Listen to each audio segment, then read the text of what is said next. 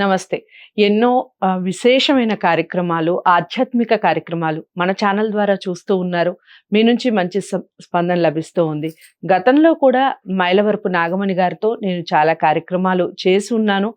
మీ నుంచి వచ్చిన స్పందన చూసి పుష్కరాలకు సంబంధించి ఒక ముఖ్యమైన టాపిక్ మాట్లాడబోతున్నాను.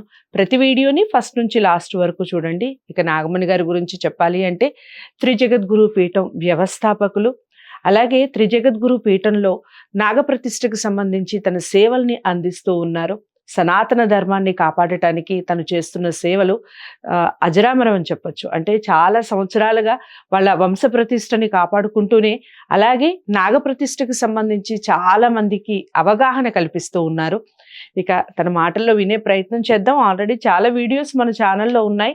తప్పకుండా ప్రతి వీడియోని ఫస్ట్ నుంచి లాస్ట్ వరకు వాచ్ చేయండి, ఎక్కడ మిస్ కాకుండా.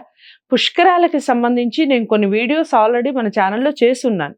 కాకపోతే నాగమణి గారు దీనికి సంబంధించిన విశేషమైన కథలు కానివ్వండి, ప్రాముఖ్యత కానివ్వండి తన మాటల్లో చెప్తారు. ప్రతి వీడియోని మళ్ళీ చెప్తున్నాను, ఎక్కడా స్కిప్ చేయకుండా వినండి. నమస్కారం అమ్మా. నమస్కారం అమ్మా. అమ్మ, ఒక విషయం, ఈ నర్మదా నది కాదు, మామూలుగా కూడా పుష్కరాల టైంలో కానీ ఏదైనా పండగల సమయంలో కానీ అమ్మాయిలకి లేదా పెద్దవాళ్ళకి ఎవరికైనా ఋతుస్రావం అనేది జరుగుతూ ఉంటుంది. అది కామన్గా వచ్చే ప్రాబ్లం. అది ఒకవేళ అలా వచ్చే టైంలో వాళ్ళు ఎలాంటి నియమాలు పాటించాలంటారు? అంటే ఇంట్లో వేరే వాళ్ళు కార్యక్రమాలు చేస్తూ ఉంటారు, ఆ టైంలో అలా జరిగితే ఏం చేయాలంటారు? ఒక్కొక్కసారి అన్ఎక్స్పెక్టెడ్ గా మనం ఏదన్నా ఒక వ్రతాలు పూజలు పెట్టుకున్నప్పుడే అదొక పట్టుదలగా వస్తుందండి ఒక్కొక్కళ్ళకి. చాలా మంది అయ్యో మాకు నెలసరి కాదు, అయినా సరే 10 రోజుల ముందు వచ్చేసింది అని చాలా బాధపడుతూ ఉంటారు. అప్పుడు వాళ్ళు అది కనుక గ్రహించుకుంటే ఇంట్లో కార్యక్రమం జరుగుతోంది అన్నప్పుడు వెంటనే బయట పక్కింటి కానీ ఎక్కడికన్నా వెళ్ళిపోయి, లేకపోతే కొద్దిగా దూర ప్రాంతాల్లో వీళ్ళకి ఎవరికి కనిపించకుండా కూర్చోవాలి. కనిపించకుండా కూర్చోవాలి. ఎందుకంటే దేవుడి నైవేద్యం వండుతున్నా, పితృకార్యాలు చేస్తున్నా, చనిపోయిన వాళ్ళని కూడా ముట్టుకోకూడదమ్మా. మనం చనిపోయిన వాళ్ళని తీసుకెళ్లేటప్పుడు చాలా మంది స్నానం అయిన తర్వాత అందరం మనం ఆత్మీయులందరం కాళ్ళకి నమస్కారం చేసుకుంటాం, చివరి నమస్కారం. కనీసం తాకను కూడా తాకకూడదు. అది చనిపోయిందే కదా, మైలే కదా అని అనుకుంటే కాదు. వీళ్ళు ముట్టున్న వాళ్ళు కనీసం తాకకూడదు. కాకపోతే దూరం నుంచి చూడొచ్చు కానీ తాకకూడదు. అందుకే నెలసరి అయిన తర్వాత 4వ రోజు స్నానం చేసిన తర్వాత, ఆ 4వ రోజు స్నానం చేసిన అంతా అయిపోయింది తలంటుకున్నా ఉన్నప్పుడు ఇంట్లోంచి పెద్దవాళ్ళు మళ్ళీ విడిగా ఒక బిందె నీళ్లు తీసుకొచ్చి, బిడ్డని తాకినా పాపం, గోవిని తాకినా పాపం, సూర్యుని చూసినా పాపం, మర్రాకు నీడని నడిచినా పాపం, రావి చెట్టు నీడని నడిచినా పాపం, మర్రాకు విస్తట్లో భోజనం చేసినా పాపం, బిడ్డను తాకినా పాపం అని ఏవైతే ఉన్నాయో ఇవన్నీ అంటూ ఆ జలంలో చెయ్యి పెట్టిట తిప్పుతూ ఆ జలాలను చివరికి మన మీద పోస్తారు. పోస్తే అప్పుడు మన ఇంట్లోకి రావాలి. పోసిన తర్వాత ఎవరైతే ఇంట్లో పసిబిడ్డలు ఉంటారు, అంటే సంవత్సరం లోపు బిడ్డలు ఉంటారు కదా, ఈ స్నానం చేసి వచ్చిన యువతి ఇంకా తను బిడ్డల్ని కనే స్థితిలో కనుక ఉంటే, ఈ పసిబిడ్డలుంటే వాళ్ళని అలాగే వెళ్ళి చూడకూడదమ్మా. అప్పుడు వాళ్ళు ఇంత ఇది వరకు చింతకాయ పచ్చడి కానీ, ఉసిరికాయ పచ్చడి కానీ ఇంత ముద్ద కలిపి వాళ్ళ చేతిలో పెడతారు. అది నోట్లో వేసుకుని ఇంట్లోకి రావాలి. వాళ్ళని చూడాలి. అసలు వచ్చినా వాళ్ళని చూడకూడదు, ఎందుకంటే వాళ్ళు చిక్కిపోతారు.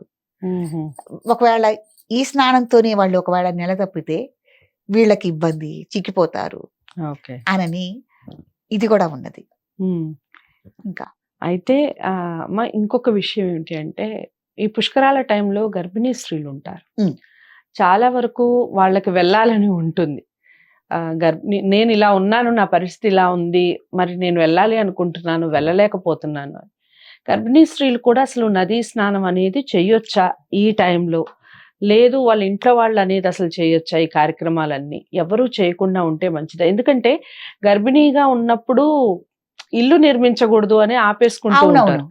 అయిపోయిన తర్వాతనే, డెలివరీ అయిన తర్వాతనే చేయాలి అని అంటూ ఉంటారు. శంకుస్థాపన చేయకూడదు. ఒకవేళ శంకుస్థాపన అయినా ఇక కప్ప ఆపేస్తూ ఉంటారు, ఆఫ్టర్ దట్ అని మాట్లాడుకుంటూ ఉంటారు. మరి పుష్కరాలకు కూడా అది వర్తిస్తుంది అంటారు? వర్తిస్తుందా అంటే, ఎవరైనా పెద్దవాళ్ళు ఒక పని చెప్పారంటే, ఇట్లా మనం చెయ్యి అని అంటే, వాళ్ళు అంత శ్రమ కోర్చి అంత దూరం వెళ్ళి చేయటం వల్ల వాళ్ళేమన్నా అతలాకుతలమవుతారు. ఈ గర్భిణీ స్త్రీకి ఏదన్నా ఇబ్బంది కలుగుతుంది, ఇట్లా చేయకూడదు అంటే ఆగుతారు అన్న ఉద్దేశంతో పెద్దలు మనకి చెప్పిందమ్మా. పుష్కరాల్లో, నదీ తీరాల్లో ఈ కడుపుతోటున్న వాళ్ళు స్నానం చేయకూడదని ఎక్కడా లేదు. తప్పకుండా ఆచరించవచ్చు. కానీ తగు జాగ్రత్తలు తీసుకొని పెద్దవాళ్ళనందరినీ దగ్గర ఉంచుకుని మీకు ఎటువంటి ఇబ్బంది కలదు అనుకున్నప్పుడే ఈ నదీ స్నానాన్ని ఆచరించాలి. చాలా ఇంకొక విషయం మీరు ఇందాక అడిగారు కాబట్టి చెబుతున్నాను. చాలా గ్రామాల్లో జరిగేది, ఇదివరకు మనకు పూర్వం మనకి రజకులు మనకి బట్టలు ఉతికేవాళ్ళు. నేను ఒకటే చెప్తానండి ఆడవాళ్ళకి ఎవరికైనా కూడా, ఆ చాకలి వాళ్ళకి మనం ఋతుక్రమం బట్టలనేవి వెయ్యటం అనేది పాపాతి పాపం. వాళ్ళు మనుషులే, అలా మనం ఎప్పుడూ వేయకూడదు. వాళ్ళు వేస్తే ఏం చేస్తారు, తీసుకెళ్ళి ఈ నదీ జలాల్లో జాడిస్తారు ఆ బట్టలు. అంతే కదా, నదీ జలాల్లో జారించి ఉతికి ఆరేసి ఆ ఇసుక దిబ్బల మీద ఆరేసి తీసుకొచ్చి మనకిస్తారు. అది అంతకైనా ఘోరమైన పాపం ఎక్కడా లేదమ్మా. అసలు చాకలి వాళ్ళకి ఆ బట్టలు వేయటమే తప్పు. అందులో వాళ్ళు మళ్ళీ తీసుకెళ్లి ఆ జలాల్లో జాడించి ఉతికి ఆరేసి మనకి ఇవ్వటం అనేది, ఆ ఇసుక తిన్నెల మీద మరి ఆరేయటం అనేది మహత్తరమైన పాపం. ఇది దయచేసి ఎవరు చెయ్యొద్దు. ఇప్పుడు తగ్గిపోయిందిలేండి, పల్లెటూర్లలో కూడా చాలా వాళ్ళకి ఆ బట్టలు వేయటం అనేది ఏమీ లేదు. అసలు చేయకూడదమ్మా, చాలా తప్పైన పని. పురిటి బట్టలు కూడా.